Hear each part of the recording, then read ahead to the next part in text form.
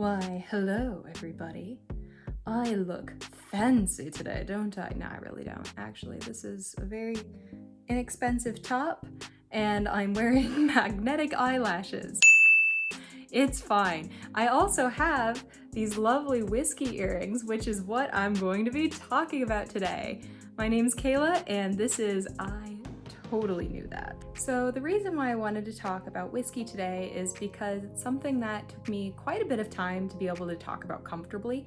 However, once I grew to be able to talk about whiskey comfortably, it was able to spark a lot of conversations amongst coworkers and, friends of friends and potential new friends. And just knowing a lot about whiskey has been really interesting for me too. It's something that I've actually enjoyed as well. So I thought it would be fun to have this short little introduction to how to talk about whiskey as if you know what you're talking about. I think the first thing that we should talk about is whiskey glasses. Here are two versions of whiskey glasses. We've got these lovely square ones. You've probably seen some of these. You've probably seen this before, especially when it's I'll have a whiskey on the rocks, which we'll get to that in a moment, by the way. But I want to show you the most impressive one. If you see one of these bad boys, you're somewhere that knows their stuff. Tread carefully, only speak about things you're confident about, and be ready to run if necessary, because this means business. The reason for that is because one of the major components of tasting a whiskey, or anything for that matter, is the scent, or the nose as it's called. And don't worry, I'll have a cheat sheet in the blog post. So when we're talking about the nose of a whiskey, you obviously need to smell it before and during drinking it. So that's where this shape comes into play, this bubbly, thin top kind of situation. It's because you can just shove your nose right in there. And many people do. During a fancy whiskey tasting, it is not uncommon to just see them just plop their nose right in. So just so you know, if you do that, you look fancy. It's like the pinky out situations. You don't keep your pinky out. So yeah, if you see this type of glass, this means serious tastings are abounding here, or in this person's home, or they paid too much for whiskey glasses. These get kind of expensive, actually. The fact that I have them indicates something, doesn't it? Whoops. So we'll get back to it here. So what we're talking about when it comes to whiskey, if you're going to try and impress anybody with whiskey, all you need to know is that there's three major components. There's the nose, there's the taste, there's the finish. So what these are. The nose is exactly what I just described. It's just the scent off the whiskey. So you just need to give it a quick smell. Now, you're never going to be expected by anybody who drinks whiskey ever to be able to identify things on the first sniff, whether you know a lot about whiskey or not. Because that first sniff just smells like booze. So I tend to recommend, give it a couple sniffs. Give it a sniff or two.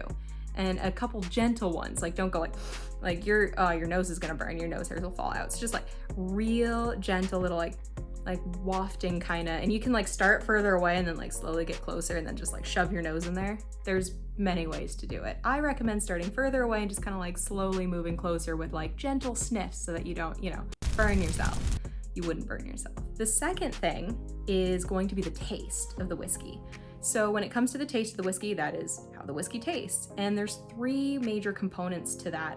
Typically when you're doing an official tasting, or if you're going to be tasting, like I said, with somebody and you want to look like you know what you're talking about, typically you take your first sip neat, nothing in there, and then you can try it with just a drop of water. They'll actually have extremely expensive glass water droppers and stuff. Well, not all places will have that, but those droppers get really expensive. I've seen them for $50 or so, $50-$60. Ooh.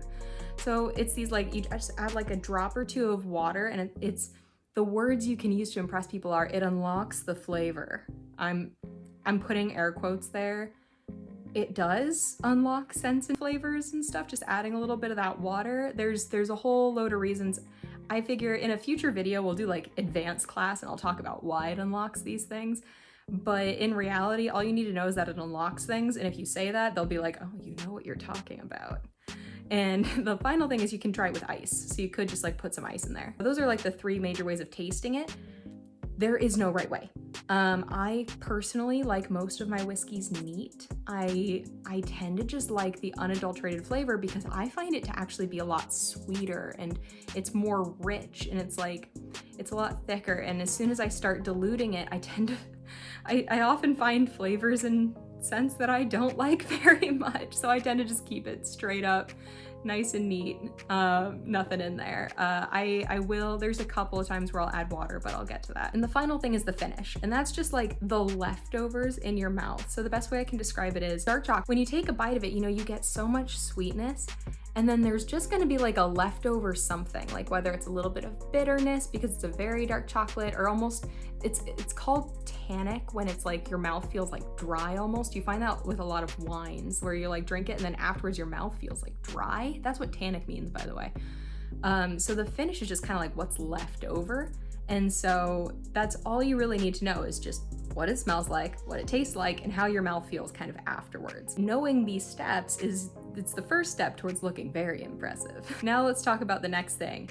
Terms you can use to sound like you know what you're talking about. The major thing that you can do is, if you know what you're gonna be tasting, you can just look it up online in advance. I'm gonna be totally honest, most people tasting whiskeys will not come to the same conclusions. Like, I've done tastings with people who drink whiskey all the time. I drink a lot of whiskey, and a lot of us, you know, there might be one or two things we all agree on, but you know, everyone's kind of scent and taste memory is a little bit different. So it's normal to not have like the same taste. So it would actually be really weird if you just copied everybody. That would seem strange, actually. Like, let's say you put it to your nose and you're like, I just smell alcohol. That's fine. So what you can do in those situations is, first and foremost, if you know what it is, you can just Google it in advance and it'll have like notes that you can copy. What you can also do is, I actually recommend the number one scent that you can kind of get away with. You can say that it's oaky, vanilla. You can give it like general things too. You can just be like, oh yeah, it smells kind of like a woody sweetness or a little spicy, something. Like, you can just kind of toss out those words, these generalized words. You don't need to be like, it smells like the dew off of lavender in the morning. You don't need to go that. No. I like, people actually sound weird when they give super specific notes on it. It's a lot easier just to be like, oh, you know, this, I get some sweetness, I get some earthiness, you know, maybe a little bit of spice in there. And you can give that kind of general thing. And by the way, if you say those words that I just said, there will be very few people who disagree with you, because they'll be like, The second thing is that, let's say we're talking about taste. So if you know anything about the bottle, what you can do, first off, if you don't know anything about the bottles, you can be like, oh, could you tell me more about this? Like, was it aged in anything? How old is it? Anything like that. And there's cheat sheets for that. So for example, if it's a whiskey, like an Irish whiskey that's been aged in like a bourbon barrel, it just without fail, there's gonna be vanilla somewhere in the tasting notes. It'll be in the nose, it'll be in the taste, it'll be in the finish, doesn't matter, because those bourbon barrels just give a vanilla flavor. You can just copy whatever they say it was finished in. If they say the whiskey was finished in a bourbon barrel, vanilla is your go-to. You can use that in almost every situation. Nobody will think that you're lying. And if it was finished in any kind of wine cask, you can just like parrot it back and be like, oh yes, I really do taste the Madeira wine in this. You can just say that. People will be like, yeah, and it will work perfectly. Some of the major flavors and scents that you can just kind of memorize, and you can pick which of these it smells or tastes the most like. It'd be pears, vanilla, oak. You can just say spices. Nutmeg and cinnamon are two that you're gonna get a lot in a lot of tasting notes, as well as you can always, like I said, for the finish, if it's tannic, like if your mouth feels dry, you can say, oh, it's like kind of a tannic finish.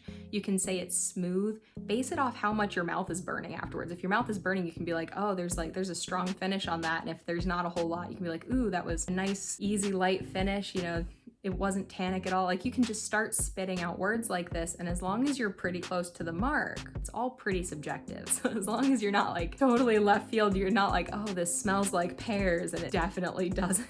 They'll totally think that you know everything.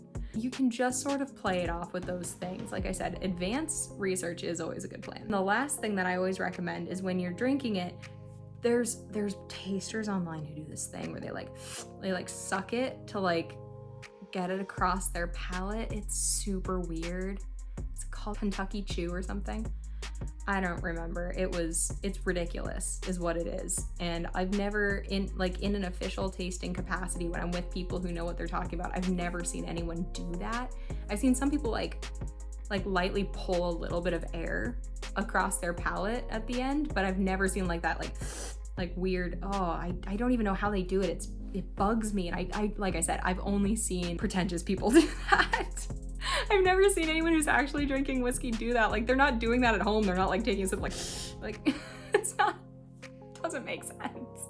That's all you really need to know about if you're gonna be tasting some whiskeys, is that, as well as the final thing I wanna leave you with, which is the difference between whiskey, bourbon, all these things. It is all whiskey across the board, essentially. What it is that to be called bourbon or Irish whiskey or Japanese whiskey or Scotch is in this family too. To be called that, there's criteria that they have to meet. So for example, with bourbon, it has to be made in the US. It has to be aged in a virgin oak barrel, I believe. I'm saying I believe because I think it's oak. It has to be like a virgin barrel, as in nothing's ever been aged in this before, and you can only use that barrel once. Fun fact, that's why a lot of Irish whiskeys, for example, which an Irish whiskey just has to be made in Ireland. is pretty much the only major rule for Irish whiskey. A lot of Irish whiskeys are finished in bourbon barrels because they give that really nice vanilla to it, and also they're super cheap because guess what? All these bourbon makers can't use the barrel again. Like, it's the weirdest rule. I get it. I've heard people like akin it to like tea bags. Like, the first time you use a tea bag, it's perfect, and then every time you use it after, it like loses the flavor. But I'm also like, wow, that's a lot of waste of bourbon barrels. So at least they're being used by a lot of Irish whiskey makers. The other thing with bourbon is that it has to be, I believe it's 50% corn minimum. And then you can also have there's wheated bourbons that are a bit sweeter and they use wheat. And then there's rye bourbons, which are spicier and they use rye. But yeah, it's just the mash bill is what it's called, is all the grains they put together to make this. So yeah, that's another fun one. If you want to sound real fancy and you know what you're talking about, if you're drinking bourbons, a rye bourbon is spicier. If you are drinking any sort of rye bourbon, if you say it's spicy, no one will be able to refute you because that's just how rye bourbon works. Same with wheated bourbons, they are sweeter. So you can just say, it is sweeter. I can taste that this is a wheated bourbon, and people will be like, yeah, So that's kind of a good one there. Irish whiskey, like I said, it has to be made in Ireland. Japanese whiskey is getting a bunch of new criteria recently, so that's happening. Scotch, it's not only that it has to be made in Scotland, it has to use malted barley, whereas Irish whiskey, traditional Irish whiskey, uses both malted and unmalted barley. I'll talk about that a bit in the blog post. It's actually really interesting. But if you want to sound like you know what you're talking about, you can kind of study up on the differences between these whiskeys, what they're called. But just so you know, that's kind of the big thing, is that if you call it whiskey across the board, you're pretty much correct. The thing that narrows it down is, does it meet the standards to be called a bourbon? Does it meet the standards to be called an Irish whiskey? Does it meet the standards to be called a Japanese whiskey? Because for example, right now there's a bunch of new rules in Japan, and there's a lot of Japanese whiskeys that are losing that title, and they're no longer allowed to be called Japanese whiskey because they used, for example, a blend of Scotch and something else. So since the majority of the ingredients are not Japanese, they're it's not a Japanese whiskey anymore. That's a really fun topic, I'd say. And more than anything else, the ultimate advice, if you're at a whiskey tasting, or if you're talking to someone who knows a lot about whiskey or bourbon or anything, as long as you know these basic things, you can just ask them, what do you like? Do you like Irish whiskey or bourbon? Do you like rye or wheated or anything? Just get them talking. Just get them to talk about it. You've seen me talk about it. It's interesting stuff for people who like it. So if you're not into it, you can just ask people to be like, oh, tell me about it. They will go on and on and on. And you can learn more, and they'll look at you all favorably after and be like, oh, they're really interested in what I'm talking about. So that's always a fun tip I can give, is get people talking about what they're interested in. That's all I've got today. Like I said, there will be more in the blog post below. If you have any favorite bourbons or whiskeys, let me know. I always love to get recommendations. I'll probably do another video or post on this in the future. But for now, I hope that was a good introduction to the whiskey world, and I'll see you guys all some other time. Bye-bye.